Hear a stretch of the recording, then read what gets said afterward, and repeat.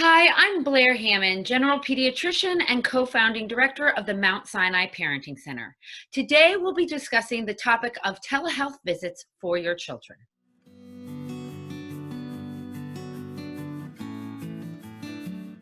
One of the benefits of telemedicine is that we actually get to see your child interacting in their home environment where they're most comfortable.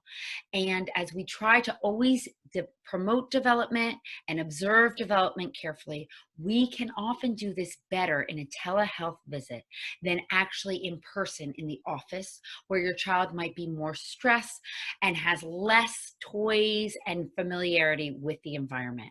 So again, telehealth medicine is fantastic for these regular checkups and for our ability to really see who your child is when they're comfortable.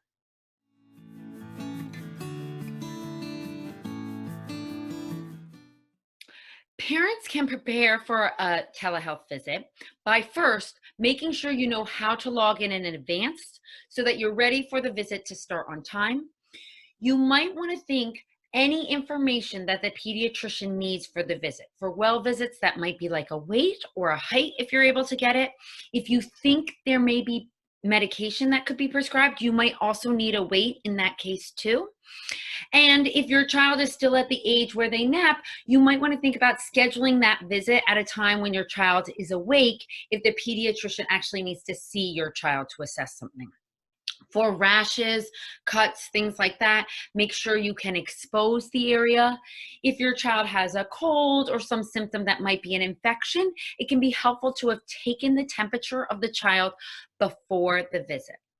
For regular well child visits, where we're so interested in seeing how your child is developing, having toys around that the child might be able to play with to demonstrate their developmental abilities can be really helpful. And also, if your child is at the age where they might get fussy or upset, crying during a visit, you might want to think about what are the things that help keep your child calm and occupied so you can have a conversation with the pediatrician while your child is still present. For more information and tips, you can also ask your pediatrician at the start of the visit or talk to their receptionist before the visit starts to make sure you're well prepared.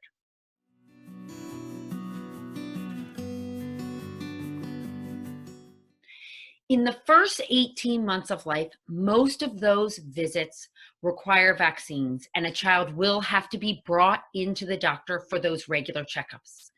There are two exceptions. The 1 month and the 9 month visit can be done by telehealth visits. And for older children, 2-year-olds, 3-year-olds, telehealth visits actually work great. And those visits do not have vaccines, so you can schedule those as telehealth visits. Older children, often you can delay those visits and do not need to do a telehealth visit at this time unless you have a specific concern you'd like to address with your pediatrician. As for urgent type of visits, visits with complaints that the doctor can often see by a telehealth, like a rash, a pink eye, a scratch, or a cut, are excellent type of visits to do by telehealth.